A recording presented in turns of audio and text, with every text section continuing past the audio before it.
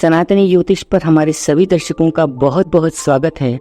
दर्शकों, चाहे आपकी किस्मत कितना भी आपको परेशान कर रही हो, चाहे आपकी ज़िंदगी में कितनी भी दुख और तकलीफ़ें हों, लेकिन अगर आप ब्रह्म मुहूर्त में सुबह सबसे पहले उठकर ये 2 काम करना शुरू कर देते हैं तो एक झटके में तो नहीं, लेकिन धीरे धीरे करके आपकी ज़िंदगी की गाड़ी पटरी पर आ जाएगी। दर्शकों, ब्रह्म मुहूर्त का समय सूर्योदय के पहले का एक ऐसा अभूतपूर्व समय होता है जिसे बहुत ही खास माना जाता है। भोर में 3 बजे से लेकर 5:30 बजे तक का ये समय ब्रह्म मुहूर्त कहा जाता है। एक बार माता पार्वती भगवान शिव के साथ कैलाश पर्वत पर बैठी हुई थीं और जिज्ञासावश उन्होंने भगवान शिव से पूछा कि स्वामी, ऐसी क्या बात है कि ब्रह्म मुहूर्त का समय इतना अच्छा और इच्छा पूर्ति करने वाला माना गया है? ऐसा क्यों है कि जो व्यक्ति चाहे कितना ही अभागा क्यों न हो, अगर वो सुबह के समय ब्रह्म मुहूर्त में उठता है तो वो बहुत सुखी रहता है। मैं भी इस ब्रह्म मुहूर्त का रहस्य जानना चाहती हूँ। तब भगवान शिव ने कहा कि हे देवी, आज आपने सभी मनुष्यों के साथ साथ सभी जीवों के कल्याण के लिए एक बहुत ही महत्वपूर्ण और अच्छा प्रश्न पूछा है। इस संबंध में मैं आपको एक कथा के माध्यम से इस प्रश्न का उत्तर देता हूँ। आप इस कथा को ध्यानपूर्वक सुनिए और जो भी मनुष्य इस कथा को पूरा सुनेगा वह कभी भी सुबह के इस अनूठे अमृत काल को नहीं भूलेगा।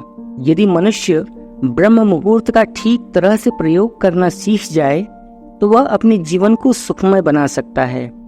भगवान शिव माता पार्वती से कहते हैं कि एक बार की बात है, काशी में रामू नाम का एक लड़का रहता था। वह लड़का बहुत ही अच्छा था, लेकिन उसे देर तक सोने की एक बुरी आदत थी। घर वाले उसे समझा समझा कर थक गए थे, पर वह हमेशा देर सुबह 9 बजे के बाद ही उठा करता था।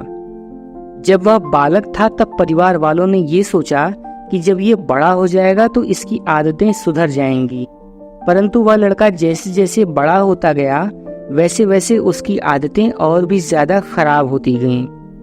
उसके देर से उठने के कारण उसके और उसके घर के सभी काम अधूरे ही रह जाते थे।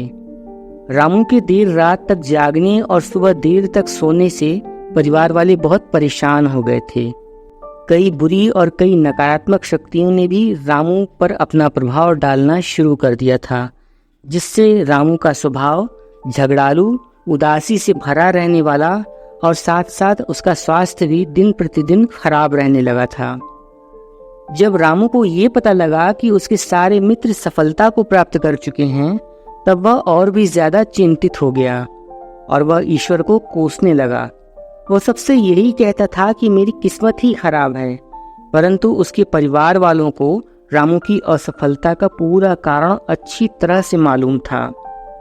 फिर भगवान शिव ने कहा कि हे देवी पार्वती, एक दिन की बात है कि उसके पिता को किसी सन्यासी के बारे में पता चला, तो वह तुरंत अपने बेटे की बुरी आदतों को लेकर उन सन्यासी बाबा के पास गए और सन्यासी बाबा को अपने बेटे की असफलताओं और बुरी आदतों के बारे में बताया। फिर सन्यासी बाबा ने कहा कि कल आप अपने बेटे को लेकर इस आश्रम में आइए। फिर उस लड़के का पिता अपने घर की ओर चला गया। उसे पता था कि अगर वो अपने बेटे को इस आश्रम में आने के लिए कहेंगे तो उनका बेटा इस आश्रम में नहीं आएगा और वह कभी भी तैयार नहीं होगा। इसलिए उन्होंने अपने बेटे को अपने पास बुलाया और ये कहा कि तुम्हारे सभी मित्र जीवन में सफलता प्राप्त कर चुके हैं, क्या तुम सफल नहीं होना चाहते हो? तब उस लड़के ने ये कहा कि जी पिताजी, परंतु मैं जब भी अपने मित्रों से उनकी सफलता का रहस्य पूछता हूँ तो वे मुझे कुछ भी नहीं बताते हैं। भगवान शिव ने कहा कि हे देवी पार्वती, फिर उसके पिता ने कहा कि मुझे इस रहस्य का पता चल चुका है कि वो सभी क्यों सफल होते जा रहे हैं और तुम असफल हो गए हो। तब उस लड़के ने बड़ी उत्सुकता से पूछा कि क्या पता चल गया है पिताजी, कृपया करके आप मुझे भी बताइए। तब उसके पिता ने कहा कि रामू, कल सुबह तुम्हें एक सन्यासी बाबा के आश्रम में जाकर उनसे मुलाकात करनी है। यदि तुम समय पर वहां पर पहुंच गए तो सन्यासी बाबा तुम्हें एक ऐसा मंत्र बताएंगे जिससे तुम सफल हो जाओगे, परंतु एक समस्या है। तो रामू ने पूछा, क्या समस्या है?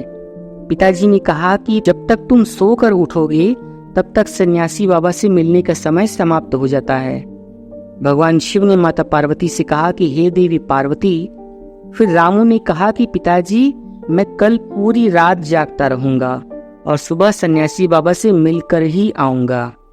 तब उसके पिता ने कहा कि ठीक है, तुम वहां पर कल सुबह सुबह ही चले जाना। अपने पिता की बात सुनकर रामू बहुत अधिक खुश हुआ। जीवन में पहली बार रात्रि में वह जागता रहा, परंतु थोड़े ही समय में उसे नींद आ गई और वह सो गया। फिर अगली सुबह जब वो उठा तो उसे ये पता चला कि सन्यासी बाबा से मिलने का समय समाप्त हो चुका था। उसके पिता ने रामू की तरफ देखा और गुस्से में कहा कि तुम जीवन में कभी भी सफल नहीं हो पाओगे, जाओ और जाकर सो जाओ। अपने पिता की यह बात सुनकर रामू को बहुत दुख हुआ और उसने मन ही मन स्वयं को चुनौती दी कि कल सुबह वह सन्यासी बाबा से मिलने अवश्य जाएगा। और इस बार उसने खुद को बहुत कष्ट दिया और अपने हाथों को एक पत्थर से बहुत जोर से चोट पहुंचाई ताकि उसे इस दर्द के कारण नींद ही ना आए। और सारी रात भर वो इस दर्द से बेचैन इधर उधर घूमता रहा और सुबह की प्रतीक्षा करने लगा। भगवान शिव ने पार्वती से कहा कि हे देवी पार्वती, रामू ने अपने जीवन में पहली बार सूर्योदय देखा था। वह तुरंत ही तैयार होकर नहा धोकर सन्यासी बाबा से मिलने के लिए आश्रम चला गया। आज उसका अनुभव कुछ अलग ही था। वो बेहद शांत महसूस कर रहा था। चलते चलते रामू जैसे ही सन्यासी बाबा के आश्रम में पहुंचा तो वहां पर उसने ये देखा कि सन्यासी बाबा और उनके सभी शिष्य ध्यान लगाकर बैठे हुए थे। भगवान शिव ने कहा कि हे देवी पार्वती। फिर जब ध्यान का समय समाप्त हुआ तब रामू उन सन्यासी बाबा के पास पहुंचा और उन्हें प्रणाम करके बोला कि मुझे मेरे पिताजी ने आपके पास भेजा है। क्या आपके पास ऐसा कोई मंत्र है जिससे मैं सफल हो सकता हूँ? कृपया करके मुझे वह मंत्र बताइए जिससे मैं भी अपने मित्रों के समान सफल हो सकूं और मैं भी एक अच्छा जीवन जीना चाहता हूँ। भगवान शिव ने कहा कि हे देवी पार्वती। फिर सन्यासी मुस्कुराए और बोले, अच्छा तो तुम वही बालक हो। तुम्हारे पिताजी कल मुझसे मिलने आए थे और उन्होंने मुझे तुम्हारे विषय में सब कुछ बता दिया है। मैं तुम्हें वो मंत्र अवश्य बता देता, परंतु। अब लड़के ने जैसे ही वो परंतु शब्द सुना तो वह लड़का घबरा गया और उसने पूछा, परंतु? परंतु क्या गुरुदेव? तब सन्यासी बोले कि मैं तुम्हें वह मंत्र बताऊंगा, परंतु अगले 21 दिनों तक तुम्हें मेरी आज्ञा माननी होगी। मैं तुम्हें वह मंत्र 21 दिनों के बाद ही बता सकता हूँ। तब तक मैं तुमसे जो भी कार्य करने के लिए कहूँगा तुम्हें वह कार्य करना होगा, और यदि तुम असफल हुए या कार्य के बीच से तुम्हारा संकल्प टूट गया तो उस मंत्र का असर नहीं होगा। दृढ़ निश्चय के साथ इस बार रामू ने कहा कि मुझे आपकी सभी आज्ञाएं स्वीकार हैं। मैं अगले 21 दिनों के लिए आपका दास हूँ। आप जो भी कहेंगे मैं वही कार्य करूँगा। मुझे केवल और केवल उस मंत्र के बारे में जानना है और अपने सभी मित्रों से बहुत आगे निकलना है, बहुत सफल बनना है। भगवान शिव ने कहा कि हे देवी पार्वती।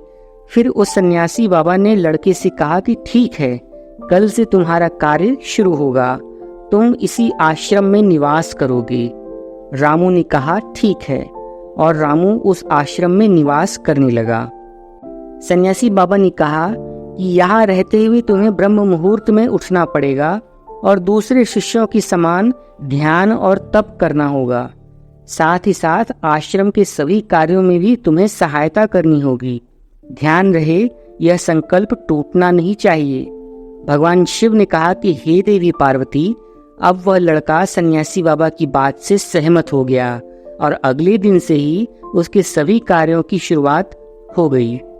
इस बार उसने दृढ़ निश्चय किया, परंतु 1 सप्ताह बीतने के बाद ही उसका संकल्प टूट गया और वह 8वें दिन देर तक सोता रहा। जब वह नींद से जागा तो उसने कहा कि हे सन्यासी बाबा, मुझसे कितनी बड़ी भूल हो गई है, और वह सन्यासी बाबा से क्षमा मांगने लगा और ये कहने लगा कि हे प्रभु, हे गुरुदेव, मेरा संकल्प टूट चुका है। क्या अब मैं जीवन में कभी भी सफल नहीं हो पाऊंगा? तब सन्यासी बाबा ने उसे चुप कराते हुए और समझा कर कहा कि एक बार फिर से नई शुरुआत करो और फिर से संकल्प करो। फिर उस लड़के रामू ने सन्यासी बाबा से पूछा कि अच्छा बाबा, आप मुझे ये बताइए कि सुबह सुबह उठना इतना आवश्यक क्यों होता है, और यहाँ आपके सभी शिष्य इतनी सुबह इतनी जल्दी क्यों उठ जाते हैं, यानी ब्रह्म मुहूर्त में सुबह उठने के लाभ क्या हैं? भगवान शिव ने कहा कि हे देवी पार्वती। तब सन्यासी बाबा ने उस लड़के को समझाते हुए कहा कि सुबह यानी ब्रह्म मुहूर्त में उठने के पीछे बहुत बड़ा विज्ञान छिपा हुआ है। लड़के ने कहा कि कृपया मुझे वह विज्ञान बताने की कृपा करें। तब सन्यासी बाबा ने कहा कि रात्रि को 4 प्रहर में बांटा गया है। पहला रुद्र प्रहर, जिसका समय शाम 6 बजे से लेकर रात के 9 बजे तक होता है। दूसरा राक्षस काल, जिसका समय रात्रि के 9 बजे से लेकर रात्रि के 12 बजे तक होता है। तीसरा गंधर्व काल, जिसका समय रात्रि के 12 बजे से लेकर सुबह के 3 बजे तक होता है। और सबसे अंत में जो प्रहर आता है उसे मनोहर काल कहते हैं। हमारे शास्त्रों में इसी समय को ब्रह्म मुहूर्त या अमृत वेला के नाम से भी जाना जाता है। इसका समय सुबह भोर में 3 बजे से लेकर सुबह 6 बजे तक होता है। ये वही समय होता है जब पूरे संसार की नकारात्मक शक्तियां निष्क्रिय होती हैं और सकारात्मक शक्तियां उदय हो रही होती हैं। ब्रह्म मुहूर्त अर्थात देव मुहूर्त। ब्रह्म मुहूर्त का अर्थ देवताओं का समय होता है। भगवान शिव ने कहा कि हे देवी पार्वती, वह सन्यासी बाबा आगे कहते हैं कि इस समय देवता और उनकी सभी शक्तियां धरती पर विचरण कर रही होती हैं और जागृत मनुष्य पर उनका बड़ा ही सकारात्मक प्रभाव पड़ता है। ब्रह्म मुहूर्त एकमात्र ऐसा समय होता है जिसमें मनुष्य का मस्तिष्क बिल्कुल खाली होता है, जिसमें किसी प्रकार के कोई भी विचार नहीं होते हैं।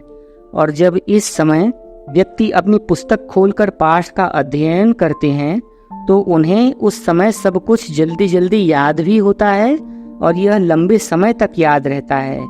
इसी कारण हमारे आश्रम के सभी शिष्य और संसार में सभी ज्ञानी लोग ब्रह्म मुहूर्त में ही उठ जाते हैं। इस समय ध्यान करने से बुद्धि तेज होती है और ब्रह्मांड की सकारात्मक ऊर्जाओं से सीधा साक्षात्कार होता है। फिर भगवान शिव ने कहा कि हे देवी पार्वती। रामू ने कहा कि ठीक है, कल से मैं भी अपना संकल्प फिर से शुरू करता हूँ, परंतु ब्रह्म मुहूर्त में उठकर मुझे क्या क्या करना चाहिए? तब सन्यासी बाबा ने कहा कि ठीक है, मैं तुम्हें बताता हूँ ब्रह्म मुहूर्त में क्या करना चाहिए और कैसे करना चाहिए। सबसे पहले उठकर धरती माता पर पांव रखने से पहले धरती माता को प्रणाम करना चाहिए और अपनी दोनों हथेलियों को देखना चाहिए और ईश्वर को धन्यवाद देना चाहिए। इसके बाद अपने नित्य कर्म को करने के बाद स्नान करके अपने शरीर की शुद्धता और मन की शुद्धता पर ध्यान देना चाहिए और इसके बाद ध्यान की प्रक्रिया प्रारंभ होती है। ब्रह्म मुहूर्त में ध्यान की अवधि 21 दिन तक होती है और इस विधि का उपयोग तब किया जाता है जब आप अपनी मनोकामना की पूर्ति चाहते हैं। ये एक ऐसा समय होता है जब व्यक्ति अपने आज्ञा चक्र को सक्रिय करने पर काम कर रहा होता है। भगवान शिव ने कहा कि हे देवी पार्वती। आगे वह सन्यासी बाबा कहते हैं कि आज्ञा चक्र दोनों भौहों के बीच में होता है और यह संकल्प की सिद्धि का स्थान भी कहा जाता है। अगर कोई व्यक्ति इस स्थान पर ध्यान केंद्रित करता है और अपनी मनोकामना को बार बार अपने मन में ब्रह्म मुहूर्त में दोहराता है तो उसकी मनोकामना 21 दिवस के भीतर ही पूरी हो जाती है। और अगर आपके मन में कोई अधूरी मनोकामना है और आप उसे 21 दिनों के भीतर पूरी करना चाहते हैं तो ब्रह्म मुहूर्त सबसे ज्यादा अच्छा समय होता है जिसमें आपकी सभी मनोकामनाएं सीधे सीधे ब्रह्मांड से जुड़ जाती हैं। इसके बाद ध्यान की विधि को शुरू करें। ब्रह्म मुहूर्त में स्नान के बाद एक ऐसा स्थान चुनें जहां पर वायु का प्रवेश हो। ध्यान में शुद्ध प्राण वायु का होना अत्यंत आवश्यक होता है और ध्यान करते हुए मनुष्य को सीधे बैठना चाहिए। अपनी गर्दन भी सीधी रखनी चाहिए। सुखासन की अवस्था में किसी आसन पर बैठकर अपने दोनों हाथों को घुटनों पर रखकर आंखें बंद करके बैठ जाएं, हाथों की मुट्ठी को बंद कर लें और 2 से 3 मिनट तक बिल्कुल शांत हो जाएं और अपनी श्वासों पर ध्यान केंद्रित करने का प्रयास करें। इसके बाद जब आपका ध्यान केंद्रित होने लगे तो अपना सारा ध्यान आज्ञा चक्र पर लगाएं और इस दौरान लंबी गहरी श्वास लें और श्वास को रोक कर रखें जब तक आपको कठिनाई ना हो। इसके बाद जैसे ही आपको कठिनाई होनी शुरू हो जाए, आप धीरे धीरे करके अपनी श्वास को छोड़ना प्रारंभ कर दें और इसी दौरान अपनी मनोआकांक्षा को मन ही मन दोहराएं और अपने मन में इष्ट देव और अपने इष्ट देवी देवताओं और गुरुजनों का चिंतन करें। भगवान शिव ने कहा कि हे देवी पार्वती, उन सन्यासी बाबा ने कहा कि जब श्वास को रोकना कठिन हो जाता है उस समय आपका ध्यान केंद्रित होना शुरू हो जाता है और जब आपकी सांस रोकना कठिन हो जाती है तब धीरे धीरे करके श्वास को बाहर की ओर छोड़ें, श्वास को नाक से भरें और मुख से बाहर छोड़ें। इस प्रक्रिया को 3 से 4 बार प्रतिदिन दोहराएं। ऐसा प्रतिदिन करने से आपकी जो मनोकामना है वह अवचेतन मन तक पहुंच जाती है और आपकी इच्छा पूर्ति होने लगती है। आपका आज्ञा चक्र सक्रिय हो जाता है और आपकी आज्ञा चक्र आपकी इच्छाओं को पूरी करने के लिए प्रयास करने लगती है। इस प्रक्रिया को करने से आपकी इंद्रियां भी शक्तिशाली होती हैं और मनुष्य की इंद्रियों पर नियंत्रण स्थापित होने लगता है। ब्रह्म मुहूर्त के समय ईश्वर की विशेष कृपा होती है और कोई भी व्यक्ति अपनी मनोकामना को इस समय दोहराता है तो उसकी इच्छा जल्द से जल्द पूरी होती है। भगवान शिव ने कहा कि हे देवी पार्वती, इससे इस प्रकार उन सन्यासी बाबा ने रामू को ब्रह्म मुहूर्त का महत्व बताया और अगले 21 दिनों तक रामू ने बड़े ही मन लगाकर इस प्रक्रिया को अपनाया। अब वह बहुत ही ज्यादा अनुशासित और शांत स्वभाव का बन चुका था। उसके मन में ढेरों नई उमंगें और एक नई सकारात्मक ऊर्जा का संचार हो रहा था और अब आलस्य उससे कोसों दूर भाग चुका था। उसने अपने संकल्प को पूरा करके बड़े ही प्रसन्नता के भाव के साथ सन्यासी बाबा के पास शीश झुकाया और ये कहने लगा कि हे गुरुदेव, मैंने 21 दिनों का यह संकल्प पूरा कर लिया है। अब कृपा करके मुझे सफल होने का मंत्र भी बता दीजिए। तब उन सन्यासी बाबा ने मुस्कुराते हुए कहा कि पिछले 21 दिनों से जो अभ्यास तुम करते हुए आ रहे हो वही तुम्हारा सफलता का मंत्र है। जो व्यक्ति ब्रह्म मुहूर्त में उठकर ध्यान प्रक्रिया को सही तरीके से करते हैं वह जीवन में कभी भी असफल नहीं हो सकते। तुम्हें ब्रह्म मुहूर्त का रहस्य पता चल चुका है और अब तुम इसे जीवन पर्यंत करो और तुम्हें जीवन के लक्ष्य और सफलता दोनों ही प्राप्त हो जाएंगे। और इस प्रकार रामू ने उन सन्यासी बाबा को धन्यवाद दिया और ब्रह्म मुहूर्त के नियमों का पालन जीवन पर्यंत करने का वचन भी लिया। इसके बाद भगवान शिव ने कहा कि हे देवी पार्वती, अब तो आपको पता चल गया होगा कि ब्रह्म मुहूर्त का महत्व क्या होता है। तब माता पार्वती ने कहा कि हे स्वामी, अब आपकी कृपा से मुझे ब्रह्म मुहूर्त का संपूर्ण ज्ञान हो गया है। इतना कहकर माता पार्वती ने भगवान शिव को प्रणाम किया और भगवान शिव ध्यान अवस्था में चले गए। तो दर्शकों, आपको आज की यह वीडियो कैसी लगी? अगर आपको आज की यह वीडियो पसंद आई है तो इस वीडियो को अभी लाइक करें और अगर आप हमारे चैनल सनातनी ज्योतिष पर नए हैं तो इसे अभी सब्सक्राइब करें और वीडियो को ज़्यादा से ज़्यादा अपने परिचितों तक शेयर ज़रूर करें। एक नई वीडियो के साथ हम फिर मिलते हैं। तब तक के लिए आप सभी का बहुत बहुत धन्यवाद। हर हर महादेव।